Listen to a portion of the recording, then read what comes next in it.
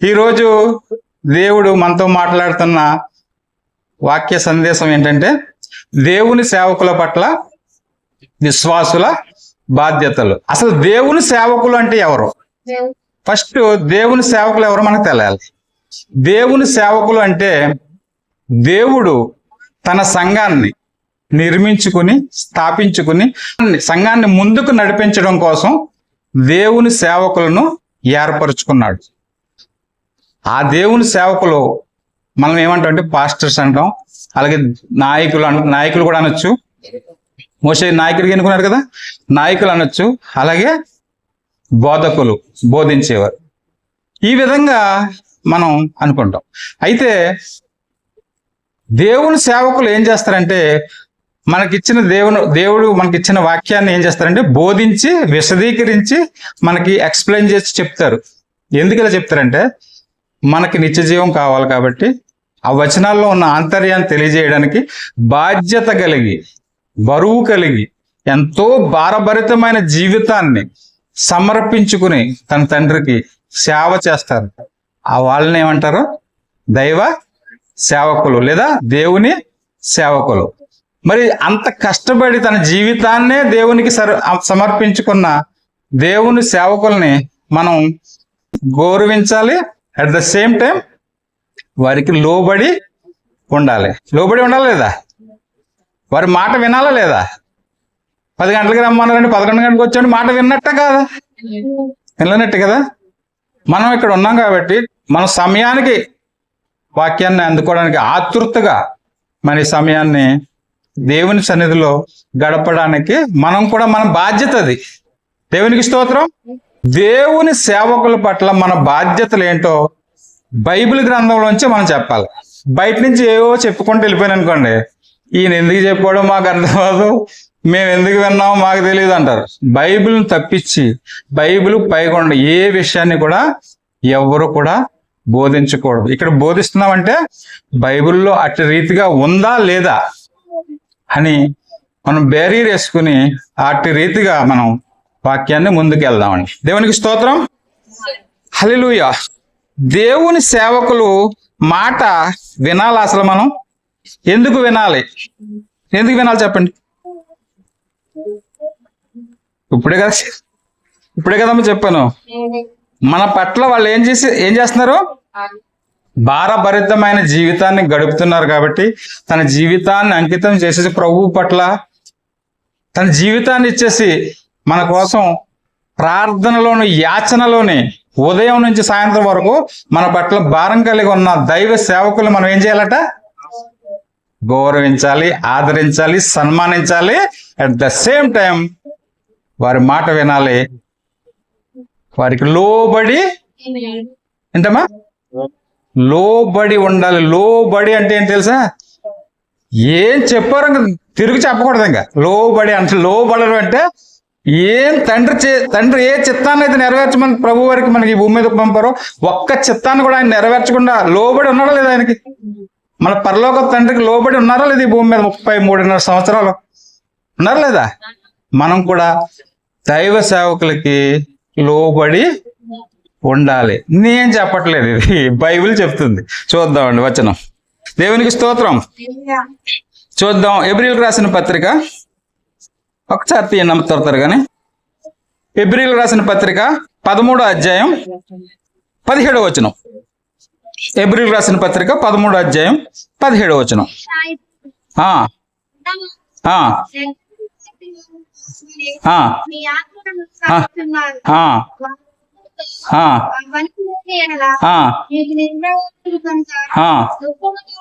దుఃఖముతో కాక ఆనందముతో చేయునట్లు వారి మాట విని వారికి లోబడి ఉండి వారి మాట వినడి. ఎందుకు? ఆత్మల రక్షణలో వారు పనిచేస్తున్నారు కాబట్టి వారిని దుఃఖముతో ఆ పని చేయనివ్వకూడదంట. ఏం పని? ఎలా చేయనివ్వకూడదండి? దైవజనులు దుఃఖముతో నీ కోసం ప్రార్థన చేశారనుకోండి, ఏమన్నాడు ఇక్కడ? ఏమన్నాడు చెప్పండి? నిష్ప్రయోజనము. వారు దుఃఖముతో ఆ పని చేసిన ఎడల మీకు నిష్ప్రయోజనము. కనుక దుఃఖముతో కాక ఆనందించు. ఆనందముతో ప్రేయర్ చేయాలి. ఎవరు? దైవ సేవకులు. దైవ సేవకుని దూషించి హింసించి పాడు చేసావు అనుకో నువ్వు, నీకు వెంటనే రిజల్ట్ తగ్గుతుంది. కావాలి చూసుకోండి మీరు. ఎప్పుడైనా సరే దైవ సేవకుడి మాట వ్యతిరేకంగా దైవ సేవకుడికి లోబడి ఉండకుండా, అసలు భయం ఉండదని కొంతమందికి. అసలు కొంతమందికి దేవుడన్నా దైవజనుడన్నా భయం ఉండదు. వాళ్ళకి ఏం జరుగుతుంది తెలుసా? నష్టం జరుగుతుంది. నిష్ప్రయోజనం. ఏం ప్రయోజనం? ఆయన దుఃఖంతో ప్రార్థన చేయడానికి నీకు ప్రార్థన చేస్తారు. ఆయన నువ్వు ఆయన్ని ప్రేమించినా ప్రార్థన చేస్తారు, ఆయన నువ్వు దూషించినా ప్రార్థన చేస్తారు, నువ్వు ఆయన తిట్టుకున్నా ప్రార్థన చేస్తారు. ఎందుకు చేస్తారు తెలుసా? దేవుని పట్ల భారం కలిగి ఉన్నారు కాబట్టి. నీ కోసం నువ్వు దుఃఖించినా, నువ్వు హింసించినా, నువ్వు ఆయన్ని ఏదో ఒక శోధనలో తీసుకొద్దాం నువ్వు ప్రయత్నం చేసినా నీకు నష్టమే కలుగుతుంది. చూసుకోండి మీరు, ఎక్కడైనా సరే నష్టమే కలుగుతుంది. అలా చేయకూడదండి. దైవ సేవకుడిని దుఃఖంతో ఆనందముతో ఆయన మన కోసం ప్రార్థన చేయాలి. అప్పుడే మనకు ప్రయోజనం, లేదంటే నిష్ప్రయోజనం. పౌలు గారు అంటున్నారు ఎబ్రిల్ రాసిన పత్రిక 13:17 వచనంలో, నిష్ప్రయోజనం. దైవ సేవకులను దూషించకండి, దైవ సేవకులను హింసించకండి. దైవ సేవకుల పట్ల మీరు క్రోధం కలిగించారా, దాని పర్యవసానం ఏముంటుందంటే నష్టం జరుగుతుందని ఇక్కడ వాక్యం చెప్తుంది. మరో వచనం అదే పౌలు గారు మరో వచనాన్ని చూద్దాం. ఫిలిప్పీలకు రాసిన పత్రిక 1వ అధ్యాయమే చూడండి. దాని పక్క కొంచెం వెనక్కి రండి. 5వ వచనం, 1వ అధ్యాయం 5వ వచనం. అదే పౌలు గారు మాట్లాడుతున్నారు ఇక్కడ. దైవజనుల పట్ల ఎంత చక్కగా నీ మాటలు మనకు రాయించారు. చూడండి ఒకసారి, తొందరగా తీయండి. నేను నాకు కనుక మీ అందరి నిమిత్తము 5వ వచనం అమ్మా, ఫిలిప్పీలకు రాసిన మీ అందరి నిమిత్తము నేను చేయు ప్రతి ప్రార్థనలో ఎల్లప్పుడూ సంతోషముతో, ఎలాగంటే దుఃఖంతోనా సంతోషంతోనా? సంతోషముతో ప్రార్థన చేయుచు నేను మిమ్ముని జ్ఞాపకము చేసుకున్నప్పుడల్లా నా దేవునికి కృతజ్ఞతాస్తుతులు చెల్లించుచున్నాను. నా బంధకముల ఎడల ఎందును నేను సువార్త పక్షమున వాదించుట ఎందును దానిని స్థిరపరచుట ఎందును మీరందరూ ఈ కృపలో నాతో కూడా పాలివారై ఉన్నారు కనుక నేను మిమ్ముని నా హృదయంలో ఉంచుకొని ఉన్నాను. ఇందుచేత మిమ్మునందరినీ ఇలాగూ భావించుడు నాకు ధర్మమే. క్రీస్తు యేసు యొక్క దయారసమును బట్టి మీ అందరి మీద నేనెంత ఆపేక్ష కలిగి ఉన్నానో దేవుడే సాక్షి. ఎంత ఆపేక్ష కలిగి ఉన్నాడో పౌలు గారు అంటున్నారు. ఫిలిప్పీ సంఘానికి పత్రిక రాస్తూ నేను ఎంత ఆపేక్ష కలిగి మీతో ప్రార్థన చేస్తున్నాను, సంతోషంతో ప్రార్థన చేస్తున్నాను అంటున్నాడు దేవుడు. ఇక్కడ పౌలు గారు ఏమంటున్నారమ్మా? సంతోషంతో ప్రార్థన చేయనప్పుడు ఎల్లప్పుడూ కూడా, ప్రతి ప్రార్థనలో కూడా దైవజనులు ఎలా చేయాలి? మన కోసం ప్రార్థన సంతోషంతో చేయాలి. ఆయన దుఃఖపడితే దానివల్ల నిష్ప్రయోజనమని దేవుని వచనం మనకు తెలియజేస్తుంది. ప్రియులారా, దేవునికి స్తోత్రం.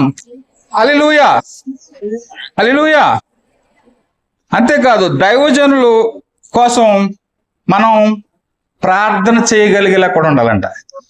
వాళ్ళని మనం గౌరవించడం, సన్మానించడం, లేదా లోబడి ఉండడం, వారి మాట వినేటట్టు ఉండడం కాకుండా అట్ ద సేమ్ టైం ఏం చెప్తున్నాడు? వారి కోసం ప్రార్థన చేయాలట. ఎంతమంది ప్రార్థన చేస్తారు దైవజనుల కోసం చెప్పండి? మీ అనుదిన ప్రార్థన అందరూ చేస్తారు కదమ్మా, అందరూ చెయ్యాలి. ఇక్కడ వచనం ఏం చెప్తుంది చూడండి. ఆ వచనం కూడా మీకు చూపిస్తాను. అదే పౌలు గారు అంటున్నారు, తెస్సలోనికి రాసిన మొదటి పత్రిక 5వ అధ్యాయం 25వ వచనం ఒక్కసారి చూడండి. చిన్న వచనం. సహోదరులారా నా కొరకు ప్రార్థన చేయడి. పౌలు గారు అంటున్నారు. పౌలు గారేమో ప్రతి ప్రార్థనలోనే మిమ్మల్ని జ్ఞాపకం చేసుకుంటాను అంటున్నారు. అట్ ద సేమ్ టైం నా కోసం కూడా మీరు అందరూ ప్రార్థన చేయండి అంటున్నారు. అంటే మనం దైవజనుల కోసం ఏ విధంగా ఉండాలి? ప్రార్థనా పరులుగా ఉండాలి. మన ప్రార్థన మనం చేసుకుని మన కష్టాలు, మన కన్నీళ్లు, మన దుఃఖాలు, మన అప్పులు, మన బాధలు, మన నొప్పులు ఇవన్నీ చెప్పుకుంటాం. కానీ దైవజనులు కూడా మన పక్షాన ఉదయకాలం నుండి సాయంకాలం భారభరితమైన జీవితం గడుపుతున్నారు అన్న సత్యాన్ని గ్రహించి మీ అనుదిన ప్రార్థనలో దైవజనులు ఏం చేయాలంట? ప్రార్థనలో జ్ఞాపకం చేసుకోవాలి. వారి కుటుంబానికి శ్రేయస్సు కలుగుతుంది. వారి కుటుంబానికి శ్రేయస్సు కలిగితే వారు మన కోసం ప్రార్థన చేస్తారు. వాడు దుఃఖంతో ప్రార్థన చేశారనుకో, నిష్ప్రయోజనం, ఏమీ ప్రయోజనం ఉండదండి. దైవజనుల్ని భారభరితమైన ప్రార్థనలో మీరు బలంగా మరి దైవజనుల కోసం కూడా ప్రార్థన చేయాలని పౌలు గారు చెప్తున్నారు. దేవునికి స్తోత్రం, హల్లెలూయా. ప్రియులరా, కొంతమంది దేవుని సేవకులు అంటే ఎలాంటి అభిప్రాయం కలిగి ఉంటారంటే,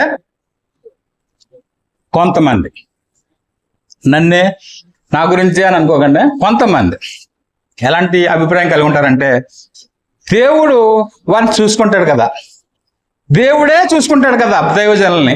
మనం ఏం చేస్తాం? మనం నిమిత్తం మాత్రం, మన సంసారమే మనకు సరిపోవట్లేదు, మన పిల్లల ఫీజులే మనకు కట్టుకోవడానికి లేదు, మన కుటుంబాన్నే మనం చక్కబెట్టుకోలేకపోతున్నాం. మరి దైవజనులు మేము ఎక్కడ చూడగలమండి? మాకు అంతంత మాత్రం వస్తుంది అని నువ్వు అనుకుంటే, అని నేను అనుకుంటే, అది చాలా పొరపాటు అండి. దైవజనుల్ని దేవుడు చూస్తాడా అంటే చూస్తాడు. దైవజనుల్ని దేవుడు చూస్తాడా అంటే చూస్తాడు. ఆదుకుంటాడు. అన్నం పెడతాడంటే పెడతాడు. పెట్టండి. ఏ విధంగా పెడతాడు? విశ్వాసుల హృదయాలను తెరిచి ఆయనకు భోజనం పెడతారు. నేను పెట్టను, నేను ఉన్నాను నువ్వు అనుకుంటే అది నీ సొంత ఒపీనియన్ మాత్రమే. సంఘం పట్ల, సంఘంలో ఎవరో ఒకరు హృదయాన్ని ఆయన తడతాడు. మోషే బాగిరాజు వీళ్ళు దైవ సేవ చేయి అంటాడు అంతే. అప్పటికప్పుడు అన్నగారు ఏంటి రేపు పార్టీయా?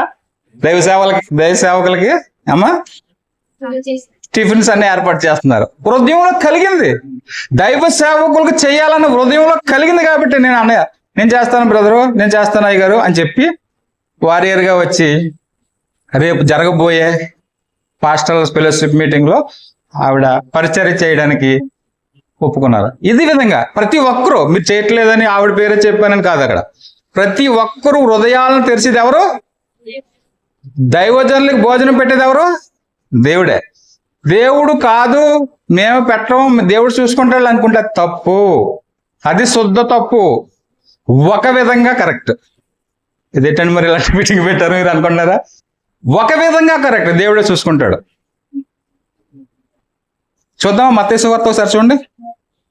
మత్తయి సువార్త. కన్ఫ్యూజ్ అవ్వకండి, దైవ సేవకులు దేవుడే చూసుకుంటాను కదా, కన్ఫ్యూజ్ అవ్వకండి, క్లియర్ గా చెప్తాను లాస్ట్ వరకు వినాలి. మత్తయి సువార్త చూడండి అమ్మా.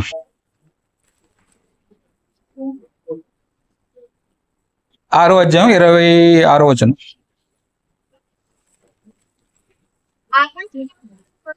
ఆకాశ పక్షులను చూడుడి, విత్తవు కోయవు. విత్తవు అంటే విత్తనాలు విత్తవు, పంట కొయ్యవు. విత్తవు కోయవు, కొట్లలో కూర్చుకొని స్టోర్ చేసుకోవాలి. అయినను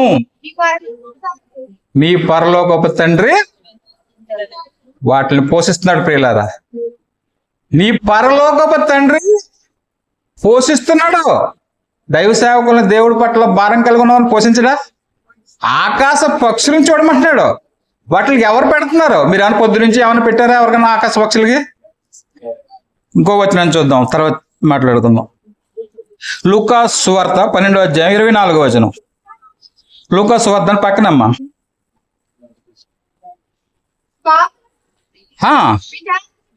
కాకుల సంగతి విచారించి చూడుడి, అవి విత్తవు కోయవు, వాటి గరిసెలు లేదు, కొట్లు లేదు, అయినను దేవుని వాటిని పోషించున్నాడు. మీరు పక్షుల కంటే ఎంతో శ్రేష్ఠులు. చాలా పక్షుల కంటే ఎంతో శ్రేష్టమైన వాళ్ళం మనం, అవునా కదా? అసలు ఎన్ని రకాల జీవరాశులు ఉన్నాయి మీకు తెలుసా? సర్వే ప్రకారంగా ఒక సైంటిస్ట్, ఒక శాస్త్రజ్ఞుల ఆధారాలతోటి 84 నుంచి 87 లక్షల జీవరాశులు ఉన్నాయి ఈ భూమి మీద. భూమి మీద అంటే భూమి మీద కాదు, ఆకాశం మీద, భూమి మీద, భూమి కింద, నేల, నీటిలోని జీవరాశులు ఎన్ని ఉన్నాయంట? నెట్లో సెర్చ్ చేయండి మీరు, కంపల్సరీగా మీకు ఆన్సర్ దొరుకుతుంది. 84 లక్షల జీవరాశుల్ని దేవుడు ఏం చేస్తున్నాడండి? పోషిస్తున్నాడు.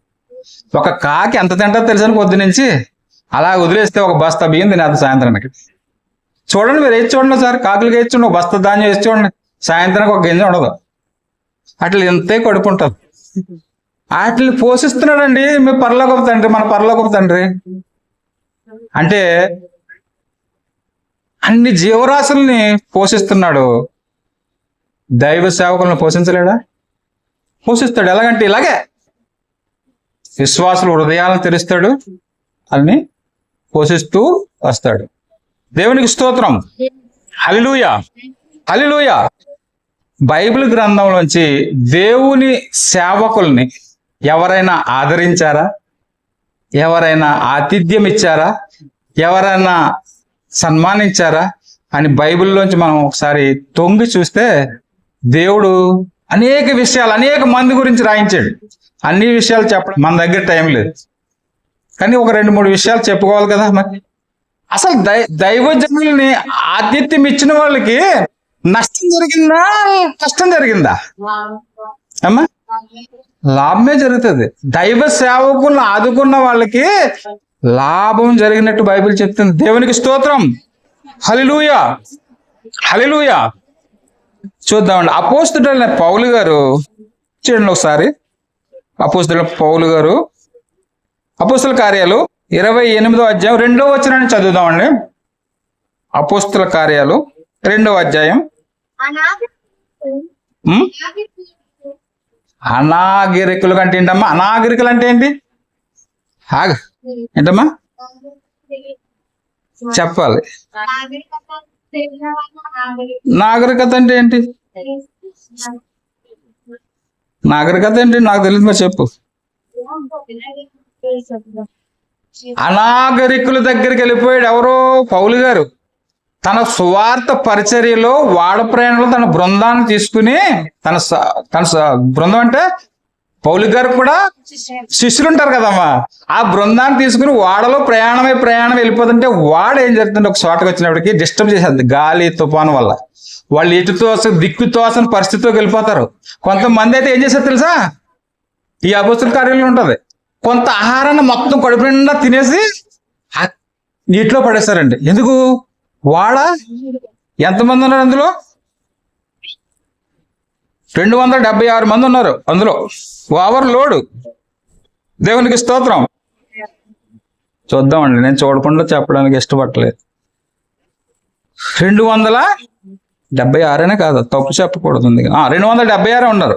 276 మంది ఓవర్లోడ్ అయిపోతే తిన్నంత తినేశారు కడుపు నిండా.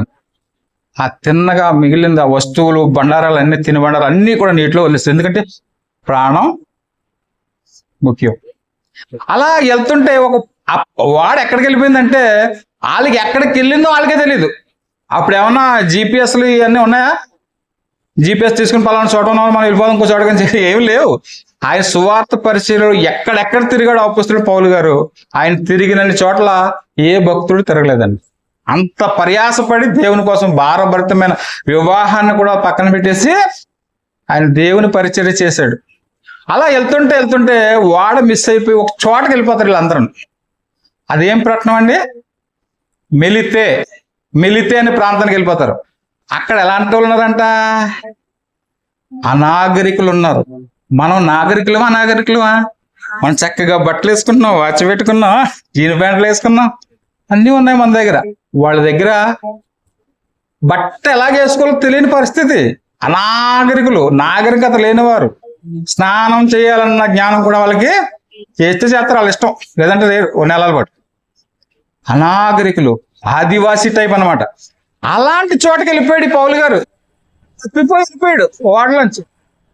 వెళ్ళిపోయినప్పుడు అనాగరికులైన ప్రజలు పౌలు గారిని ఏం చేశారంట? 3 రోజులు ఆతిథ్యం ఇచ్చారంట. 3 రోజులు చక్కని భోజనం పెట్టారు. ఫస్ట్ ఏం చేస్తారు తెలుసా? చదువు అమ్మా ఒకసారి. అపోస్తల కార్యాలు.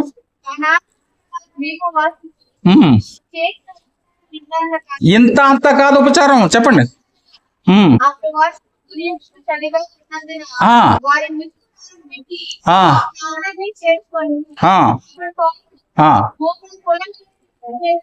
నిప్పులు వేయగా ఆ, చెయ్యి పట్టెను. ఆ, చూసినప్పుడు నిశ్చయముగా ఈ మనుషుడు నరహంతకుడు, ఇతడు సముద్రం నుండి తప్పించుకొనినను న్యాయమాత అతను విడిచిపెట్టదు. ఏమని చెప్పిస్తున్నారంటే అక్కడ కొంతమంది ఉంటారు కదా, అందరూ మంచిగా ఉంటారు కదా, ఇతను పాము కరిసింది కదా, నిప్పులు వేస్తుంటే అందులో కొన్ని కట్టెలు తెచ్చి పాపం పౌలు గారు ఏం చేస్తారంటే అందులో వేసినప్పుడు ఒక పాము అందులో ఉంది, ఆ కట్టెల్లో టక్కుమని ఏం చేసింది, కరిసేసింది. కరిసేది ఇలాగ అన్నాడు ఆ మంటలో, నిప్పుల్లో ఇలాగ అన్నాడు. అది విషపు సర్పం, అది వెంటనే స్పాట్లో చచ్చిపోతారు. కానీ ఈ పక్షాన్ని ఎవరున్నారు? దేవుడు ఉన్నాడు, పరలోకపు తండ్రి ఉన్నాడు ఈయన పక్షాన్ని, ఏం కాదు. అప్పుడు ఏం చేశాడంటే వీళ్ళందరూ కొంతమంది అనుకుంటున్నారు ఇంకా అయిపోయాడు ఈయన పని, చచ్చిపోతాడు కొంచెం అనుకుని కాళ్ళు అనుకుంటున్నారు. చూడండి అమ్మా, చదవండి. వదలదు, న్యాయం ఉంది, ఖచ్చితంగా వీడు నరహంతకుడే అని చెప్పేసి అనుకుంటున్నారు కొంతమంది.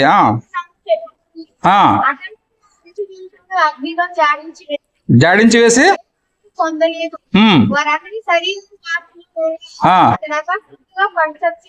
అని ఒకసారి అమ్మా, కాసేపటికి లావ్ అయిపోతాడు, ఒళ్ళంతా వాచిపోద్ది, చచ్చిపోతాడని ఎదురు చూస్తున్నారంటే వీళ్ళంతా.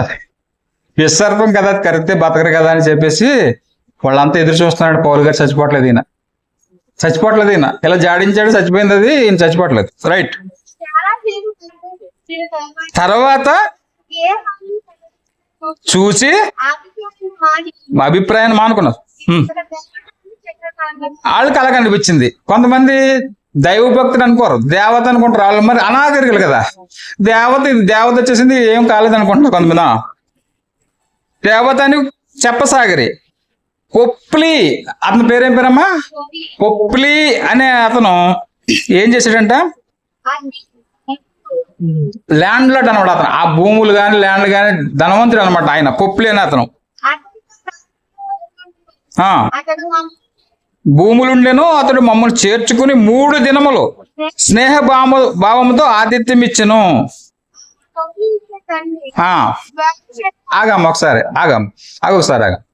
పొప్లి అనే అతను పెంచి ల్యాండ్ లాడ్. అతను ఏం చేశాడంటే మారు మనసు పొంది, ఎక్కడ ఉన్న వాళ్ళందరూ మారు మనసు పొందేశారు. అప్పటికే దైవజనుడు ఆతిథ్యం ఇచ్చారు, చేర్చుకున్నారు. ముందేం చచ్చిపోతారని చూశారు, కానీ ఆతిథ్యం ఇచ్చి సత్కరించి ఉంచారు. ఎట్ ద సేమ్ టైం ఆ పొప్లి అని ఎంటర్ అయ్యాడు. ఆయన ధనవంతుడు. ఆయన వచ్చి 3 రోజులు మా ఇంట్లో భోజనం చేయాలి అని 3 రోజులు ఆతిథ్యం ఇచ్చి కొన్నాళ్ళు గడిచిన తర్వాత ఆ పొప్లి అనే ఆయన తండ్రి గారు ఏమయ్యారమ్మా? జ్వరము చేతను రక్తభేది చేతను బాధపడుచు పండుకొని ఉండెను. వెళ్ళి ప్రార్థన చేసి దేవునికి స్తోత్రం. తక్కువ చదువుదామమ్మా, అలా చదువుకుంటే మీరు ఇంటికి వెళ్ళి చదవండి, ఎందుకంటే టైం కవర్ చేస్తాను నేను. ఆయన తండ్రి గారికి అస్వస్థతకు గురైతే వెళ్ళి చేతులుంచి ప్రార్థన చేశాడంటండి, స్వస్థత పొందాడు వాళ్ళ తండ్రి గారు. దైవ సేవకుల్ని ఆదుకుంటే మంచి జరిగిందా చెడు జరిగిందా? 3 రోజులు ఆతిథ్యం ఇచ్చి అనామకుడిని తెలియని వ్యక్తిని అసలు ఆ ప్రాంతానికి వెళ్తే ముందు బాణాలతో చంపేస్తారు. అంటే దేవుని వాక్యము అక్కడ బలపరిచింది వాళ్ళని. దేవునికి స్తోత్రం. దైవజనుని ఆతిథ్యం ఇస్తే మంచి జరుగుతుందని ఇక్కడ మనకు వచనం. ఇలా చెప్పుకుంటూ వెళ్తే ఎన్నో చెప్పుకోవచ్చు. ఇంకా నేను చెప్తాను మీకు సమయాన్ని బట్టి. అబ్రహాం గారి సంగతి చూద్దాం. సరే, దైవ సేవకులను మనం ప్రార్థించాలి, ఆయన కోసం ఆతిథ్యం ఇవ్వాలి, ఆయన ఆదుకోవాలి. అట్ ద సేమ్ టైం పౌలు గారు ఇంకో మాట అన్నా తెలుసా? సంఘపు పెద్దలను కూడా గౌరవించాలంట. రెట్టింపు సన్మానంతో సన్మానించాలంట. రెట్టింపు సన్మానం. చూద్దాం ఆ వచనాన్ని. తిమోతికి రాసిన మొదటి పత్రిక 5వ అధ్యాయం 17వ వచనం. తిమోతికి రాసిన మొదటి పత్రిక 5వ అధ్యాయం.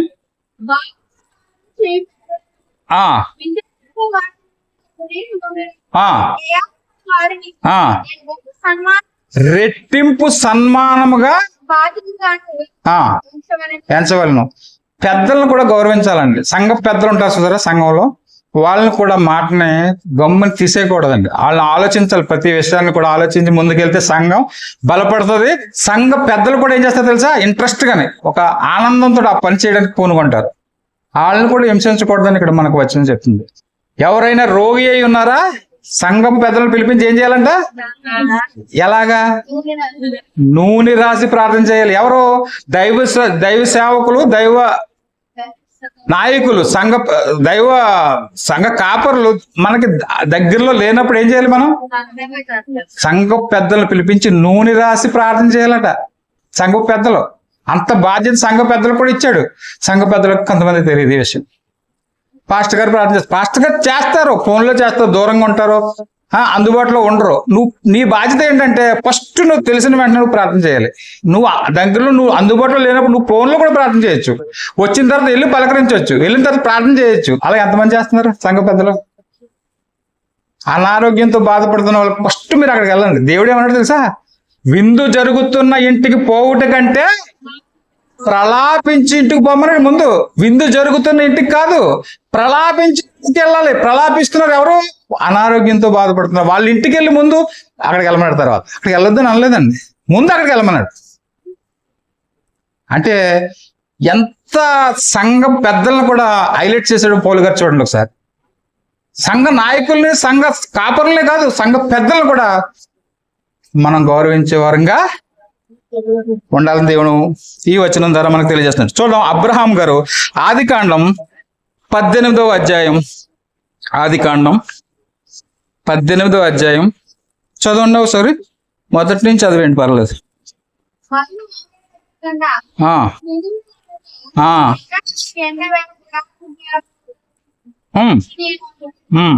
చదవండి. చూచినప్పుడు ముగ్గురు మనుషులు అతనికి ఎదుట నిలబడి ఉండిరి.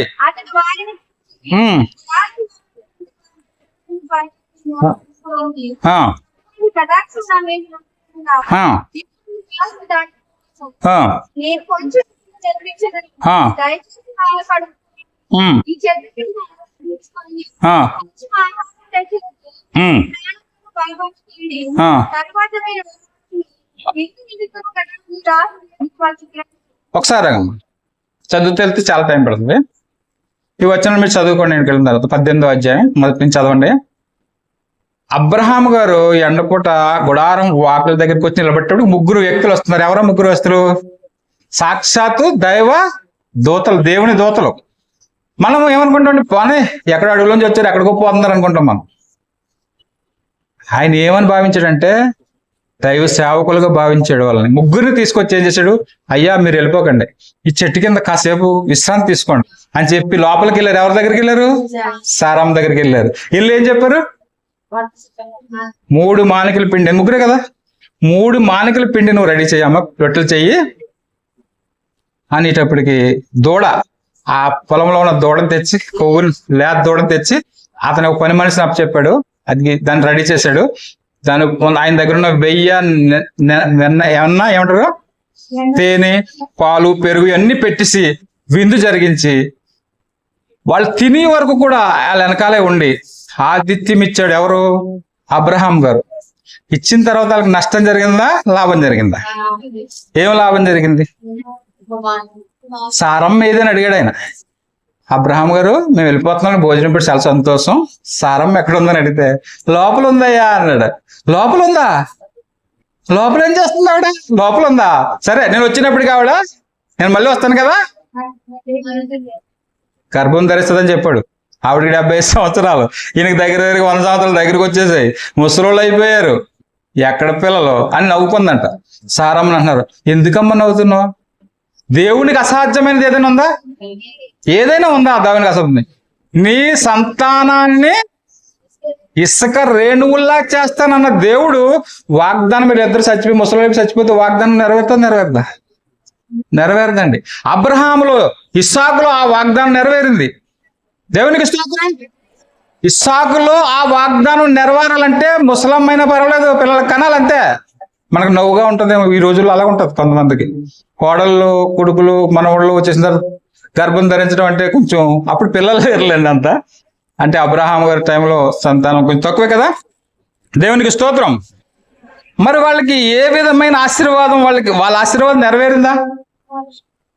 వాళ్ళు ముగ్గురు భోంచేసి వెళ్ళిపోయేటప్పుడు నేను మళ్ళీ వచ్చినప్పటికి గర్భాన్ని ధరిస్తామని చెప్పేసి వెళ్ళిపోయారు కదా. ఆ ఆశీర్వాదం ఎక్కడ నెరవేరింది అమ్మా? ఎక్కడ నెరవేరింది? ఏ వచనంలో? చేయండి, ఆ వచనం తీయండి. 21 వచనం చూడండి సార్. 21 చూడండి అమ్మా. ఇంకొక వచనం చూపించి ముగిస్తాను, ప్రార్థన చేసుకుని. నేను ఇక్కడ 2 నిమిషాలు ఉంది. యెహోవా తాను చెప్పిన ప్రకారం సారాను దర్శించెను. యెహోవా తాను ఇచ్చిన చేసెను. అబ్రహాముతో చెప్పిన నిర్ణయ కాలంలో సారా గర్భవతి అయి అతని ముసలితనమందు అతనికి కుమారుని కనిన. దేవునికి స్తోత్రం. హల్లెలూయా. గట్టిగా చెప్పండి, హల్లెలూయా. అబ్రహామును దేవుడు దర్శించాడు. ముసలితనంలో కూడా గర్భాన్ని ఇచ్చిన దేవదేవుడు. సమస్తము సాధ్యము. దైవ సేవకులను ఏం చేయాలి? మనం ఆతిథ్యం ఇవ్వాలి, గౌరవించాలి, సన్మానించాలి. అలాగే వారి కోసం ఏం చేయాలి? ప్రార్థన చేయాలి. దేవునికి స్తోత్రం. జారిపత్తు గురించి తెలుసు కదా? జారిపత్తు గురించి, జారిపత్తు అదే సారేపత్తు విధవరాలు, అది ఇంగ్లీష్ లో జారిపత్తే. మన సిస్టర్ చెప్తే మీరు అందరూ నవ్వుకున్నారు కదా, నవ్వొచ్చని అనిపించింది. కానీ జారిపత్తు అంటారు ఇంగ్లీష్ లో. జారిపత్తు అంటే సారేపత్తు విధవరాలు. ఆవిడ ఏం చేసింది? ఆతిథ్యం ఇచ్చిందా? ఎవరికి ఇచ్చింది? దైవజనులైన ప్రవక్త అయిన ఏలియాకి కొద్ది పిండి కొద్ది నూనెతోటి చనిపోయే టైంలో కరువు సంభవించేసింది. ఏమీ లేదు, కరోనా లాంటి కరువు వచ్చేసింది. ఏమీ లేదు. ఇప్పుడు కూడా మనకు గ్యాస్ దొరకలేదు, పెట్రోల్ దొరకట్లేదు. సిచ్యువేషన్ అలాగే ఉంది. యుద్ధాలు జరుగుతుంటే ఇలాగే ఉంటుంది. మీకు ముందు చెప్పాను, పెట్రోల్ దొరకట్లేదండి. పెట్రోల్ 2 లీటర్లు వేస్తున్నారు అంతే. అది ఖచ్చితంగా అడుగుతుంటే 2 లీటర్లు ఏం కొట్టించుకొని మళ్ళీ 2 ఇస్తా ఉంటాం. అంటే వేరే బంకులోకి వెళ్తే ఇంకో 2 ఇస్తాడులేండి. అంటే ఒక బంకులో 2 లీటర్లు ఇస్తున్నాడు. అంటే ఏ స్థితికి వచ్చేసాం మనం? కరోనా టైంలో అల్లాడిపోయాం మనం అందరం. కూర్చోండి అమ్మ, అలసి చేయకుండా తొందరగానే 2 నిమిషాలు ఉంది, ప్రార్థన చేసుకుందాం. అయితే సారేపత్తు విధవరాలు తన కొద్దిపాటి పిండితోటి ఆతిథ్యం ఇచ్చింది ఎవరికి? ఏలియాకి. ఏలియా నుంచి ఏం పొందుకుంది? ఆ కొద్దిపాటి ఇచ్చేసింది, నూనె రొట్టెలు ఇచ్చేసింది, చేసేసి ఏం ఆశీర్వాదం పొందుకుంది ఆయన వల్ల? ఏం ఆశీర్వాదం పొందుకుంది చెప్పలేరా? కరువు అయిపోయే వరకు, అంటే కరోనా అనుకోండి మీరు, కొద్దిసేపు కరోనా లాంటి సమస్య వచ్చింది. 2 సంవత్సరాలు ఉంది కరోనా అయిపోయే వరకు మీ ఇంట్లో అన్నీ ఉన్నాయి అనుకోండి, మీకు ఇంకా లోటేంటి? పిండి ఉంది, రొట్టెలు, నూనె ఉంది, అన్ని వండుకోవడానికి అన్నీ ఉన్నాయి. సమృద్ధిగా ఇచ్చేసాడు దేవుడు. కొద్దిపాటి నూనె కొద్దిపాటి పిండితోటి అప్పాన్ని తయారు చేసి ఇచ్చింది ఎవరికి? ఏలియాకి. ఆశీర్వాదం పొందుకుందా లేదా? అలాగే తన చనిపోయిన కుమారుని కూడా ఏం చేసింది? బ్రతికించుకుంది. అంటే దైవ సేవకుల్ని ఆతిథ్యం ఇచ్చి ఆదుకుంటే మనకి ఆశీర్వాదాలు జరుగుతాయని బైబిల్ ద్వారా నేను కొద్ది మాటలు మీకు చెప్పాను. ఇలా చెప్పుకుంటే నా దగ్గర తెల్లవాళ్ళు చెప్పొచ్చు, చాలా విషయాలు ఉన్నాయి. మీరు చదువుకోండి బైబిల్, ఖచ్చితంగా చాలా విషయాలు చెప్పాలని అనుకుంటున్నాను. కానీ సమయాన్ని బట్టి కొద్ది మాటలు చెప్పుకుందాం, ప్రార్థన చేసుకుందామండి. మీకు ఏమర్థమైంది? లాస్ట్ గా దైవ సేవకులను గౌరవించాలి, సన్మానించాలి, వాళ్ళని ఆదుకోవాలి.